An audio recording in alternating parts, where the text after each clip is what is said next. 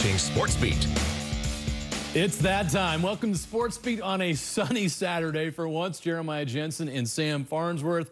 We have baseball, a big week for local college hoops, and we also hit the links with Larry Kraskowiak. But we begin with a big day for soccer fans in Utah. Yeah, no doubt. The Utah Royals FC, they have a showdown with first place on the line. We'll get to that one in just a bit. But also, Real Salt Lake still trying to build on their playoff resume, climb in the standings with a road game against the Red Bulls. Especially after that loss in Montreal on Wednesday. Mike Petke returns to where he played and coached in New York with the Red Bulls and the Metro Stars. The Red Bulls dominated possession in the first half of this one. Good to see Mike Petke in the blonde locks. It's a good thing Real Salt Lake has Nick Raimondo. The Wall of the Wasatch is still the GOAT at age 40.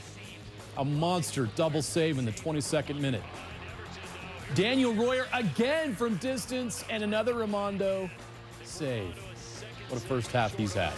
Let's go to the 38th minute. Best chance to score for Real Salt Lake. Bofo Salcedo. The free kick is turned back. It is scoreless in the first 45 minutes. All right, let's get to that matchup of the top two teams in the league between the Royals FC and Washington Spirit. And a former Cougar gets things going. Ashley Hatch curls around and goes far post with that right foot in the 23rd minute. Cole Barnhart can't quite reach it. You see there, it's a 1-0 Washington lead. That one also at halftime. Second half about to get going here with the Royals down by a goal. Saturday also featured the Champions League final, Tottenham and Liverpool. A battle in Madrid, the first all-Premier League Champions League final since 2008, just 21 seconds in. A handball in the box, and Liverpool is awarded a penalty kick. Mo Salah converts, and Liverpool with a 1-0 lead. That lead held up, and in the 87th minute, Liverpool gets some insurance. Divock Origi, low and away to put the match away. Liverpool fans going crazy. They win Europe's biggest prize. They get to hoist the Champions League trophy for the 6th time in club history. What a scene in Madrid. All right, now to baseball. The Salt Lake Bees are in Fresno tonight. First pitch against the Grizzlies. 8:05. The Bees have won 2 of 3 in the series. See if they can add to that. Meanwhile, it's another Saturday in the park in the big leagues, beginning with the most competitive division in the majors. It's the American League Central. All 5 teams within 5 games of first. This one between the Brewers and the Pirates. Christian Yelich, I said American League, I meant National League. How about 22nd home run of the season? Gives Milwaukee an 8-7 lead in the 6th inning. And then 2 on for Sterling Marte in the 8th. How about that? A 3-run blast. It's a 10-8 lead after that. But in the 9th, we are not done. Same score. And, yeah, we're going to go with more deep balls here. Keston Hiura tying it up at 10. We've got baseball still being played out there in Pittsburgh right now, tied at 10. Bonus baseball. The biggest surprise in baseball this year has to be the Minnesota Twins, right? Best record in baseball. 21 games above 500. Marwin Gonzalez in the top of the 5th with a solo home run gives the Twins a 4-1 lead over the Rays. Then in the next inning, Byron Buxton. Another home run. A solo shot to left. 5-1 Twins at that point. They beat a good Rays team 6-2. That's 9 wins in their last 11 games. Yeah, that's good baseball. The White Sox and Twins are more than 10 games behind the Twins. Red Sox and Indians. I'm just mixing all things up today, right? They're not trying not to fall any further back, though. Tied 1 in the 6th. Carlos Santana homers for Cleveland. It's a 2-1 Indians lead. In the 7th, runner on for Leonis Martin. The homer to right. Indians end the 2-game skid with a 5-2 win. Cougar Nation, I want to let you guys know I'm coming back for my senior year. Let's make some magic happen.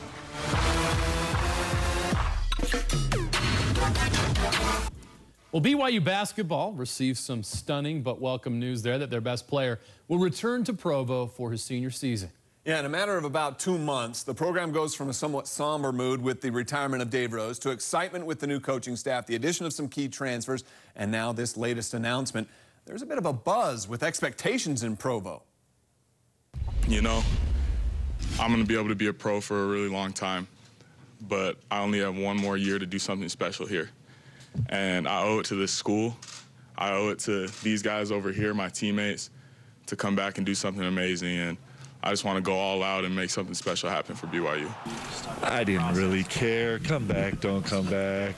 Too many conversations with Mark Pope. Too many. We've basically been tied at the hip for the last 2 weeks because I was stalking him everywhere, right? No stopping him down there. BYU is very lucky to have Coach Pope, and the way he recruited me and then the conversations we had and the vision he has for this place is special. And I think recruits coming up are going to see that, and I think it's going to be really big for BYU. Players moving around, knocks down the shot. Childs with a high order. You know, one of the things that you do is you kind of go through this process, you know, of the way his game's developed for the last few years, and then I think he feels like, you know what, I got to do something more. For this team this year, obviously the ultimate goal is to make the tournament and make a run. My ultimate individual goal is going to be the Defensive Player of the Year in this conference, and I think that's very possible, and that's what I have my individual sights set on. The beautiful thing for Yoli right now is his pursuit of his professional career is exactly in harmony with what's going to make this team special. I think he can rewrite the story about who he is as a basketball player this season. I believe that. I really do. Childs able to answer. And just like that, the Cougs retake the lead. That feeling when BYU was on top a couple years back, when they were making those tournament runs and there was Jimmermania and all those things, and there was just a magic and excitement here in Provo, and I want to bring something like that back here. Mindset in the right disposition, we can get a quality win. Great look, throwing it down as Childs off the feed from Bryant. Yoli Mania? Yoli Mania, I don't know. Probably, let's get some Jesse Mania. We'll see what he does. Yeah, for Yoli Mania to happen, I think they need to have him shoot like 35-footers and make them on a consistent basis and score 45 points a game. Let's not put those kind of expectations on the Yoli. defenders like that, right? Now that will create something if he does that every game. So that's great news for BYU. I was surprised that he made this decision. It sounded like he was gone, but you know what? Like you mentioned in the lead-in, there's a lot of good things happening for BYU basketball. It looked pretty dark a couple weeks ago. Now they have some hope to have a really good season, possibly make the NCAA tournament. Yeah, for me, if the NBA is the ultimate goal, this is the perfect decision for him. Go back to BYU for another year. Work on his defense. Yes. And Mark Pope's the guy that helped him do that. Yeah. All right. With his, you know, he's back. Yeah. And so not everyone expected him back. So it seemed a foregone conclusion that Yoli was done with college basketball. And he was going to go to the pros. But, you know, stateside or Europe, whatever it might be. And now some people down in Provo, some prominent people thought he was going to be gone too. Yeah, no kidding. With the return, at the press conference, he did bring a little bit of humor with him as well, at the expense of the voice of the Cougars, Greg Wrubell, who had unfollowed Yoli on Twitter. What? Real quick, Greg, I got to call you out because I was looking on my Twitter the other day and it said, followed by Greg Wrubell. I didn't know you unfollowed me. That hurt. That one stung a little bit. That one stung a little bit. I unfollowed like 300 people. Okay, all right. Well, I appreciate the follow back. And don't worry, Yoli. He unfollowed me too, so you weren't the only one. We're all on the list, yeah. All right, the Cougars weren't the only college basketball team to receive good news this week. Utah State fans held out hope that Mountain West Freshman of the Year, Neemias Queta, would put off the NBA for one more season and return to Logan. Yeah, Aggies fans got their answer from the man himself on Tuesday. 3-on-1 fast break to Queta, throws down the dunk. Queta sends that into the fourth row and says, Pumps, fires, and one. But what an athletic play by Neemias Queta.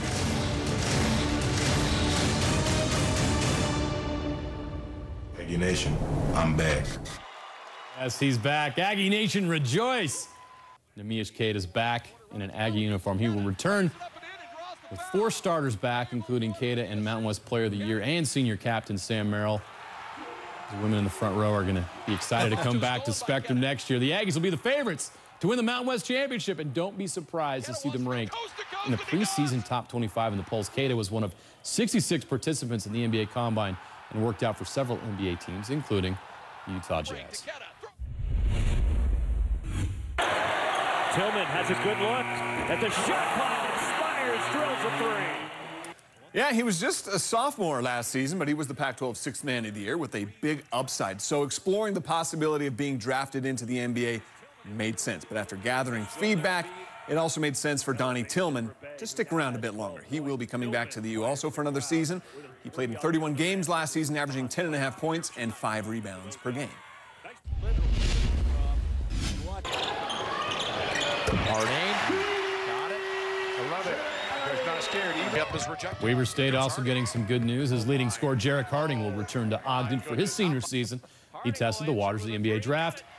He has a chance to pass Jeremy Senglin to become the school's all-time leading scorer next season. That would be quite a feat. There's going to be some fun teams to watch this next season. For my money, Moran was the most fun player to watch in the NCAA tournament this past spring, but now we may not get to see him in the Salt Lake City Summer League if he is indeed drafted by the Grizzlies as projected. Morant is due to have a minor scope done on his knee on Monday. He is expected to recover in 3 to 4 weeks' time. Hopefully in 3 weeks so he can play. All right, up next, some major upsets in Paris. And the wait was worth it for two high school softball teams. State titles decided. The highlights and celebrations are next. Right, school has been out a week. Graduation's complete. So the 2018-19 high school sports season has come to an end, but...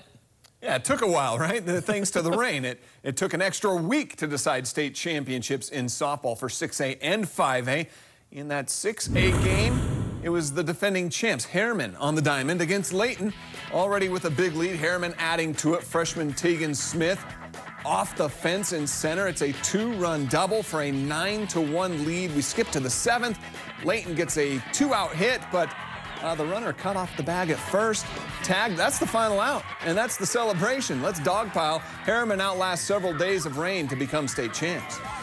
We'd get hyped to play a game, and then we'd get a text and say it was canceled, but we'd still do something as a team, so I think that's what kept us together. I think you're going to play, then you're not going to play, and especially for like multiple weeks, we didn't know where we were playing, but I always knew if I had my girls on the field that we could get it done.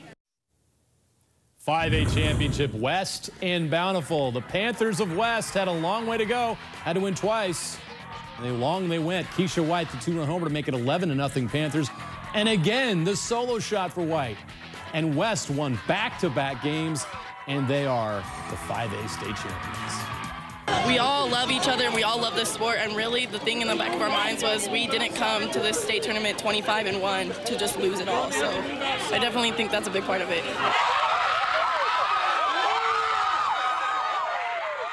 Congratulations to Harriman and West. Time to pay some bills. We'll update RSL and the Royals coming up. And we hit the links with Coach K. Tom Hackett takes on Larry Kraskowiak in the latest edition of On Hallowed Grounds. That's next. Trouble. Leaking right. Larry Kraskowiak's been hard at work this offseason recruiting, but no matter how busy you are, there's always time for golf, right? Yeah, no doubt. Coach K, he met up with Tom Hackett on the course for the latest edition of On Hallowed Grounds. The Hallowed Grounds, brought to you by Siegfried and Jensen. Welcome in the Hallowed Grounds episode. This is number 3. We're at the par 5 10th. Coach K's here. Is that all right I call you Coach K? Please, absolutely, Tommy. You don't know the drill. Our viewers do. Winner of this hole gets to choose whether or not they want to take me on for the Bushnell. Yep. And I was having a conversation with Coach on the way here. He lost his rangefinder. Perfect timing. So, boy, it would be perfect he beat me. Thinking about stealing it from you and running right now. Well, calling it good. Based on the size of your biceps, you could probably do that. Let's play some golf. Shot.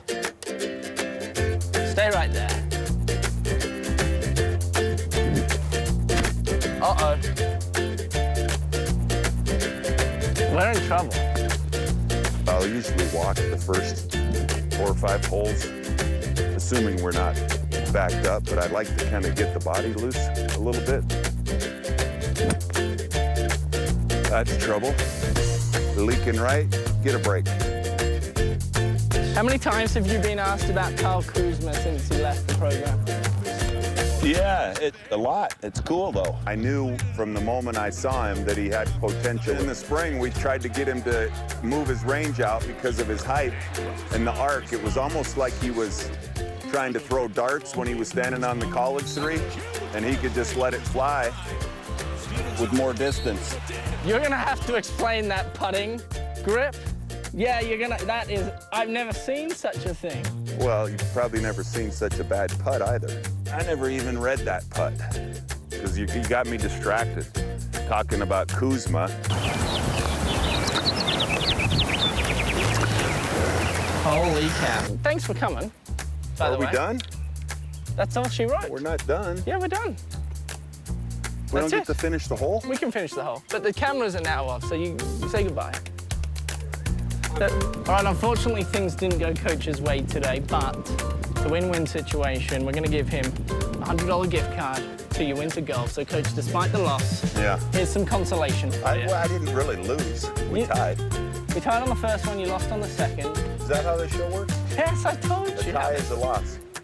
Well, let me use this for a new putter. You need one desperately. And some pants, some trousers. All right, thank you. Yeah. Hi, I'm Lindsay Myers, assistant golf professional from Willow Creek Country Club, here to help you with short chips from around the green. First, you have to realize how far you need the ball to carry and how far it needs to roll. For most of the chip shots around the Utah courses, you can probably get away with less loft, which would be a gap wedge, a pitching wedge, or a 56-degree sand wedge. I always try to stay away from a lob wedge, which is a 60-degree wedge. So I'm trying to look for the ball to get on the ground as quickly as possible and roll out, kind of like a putt almost.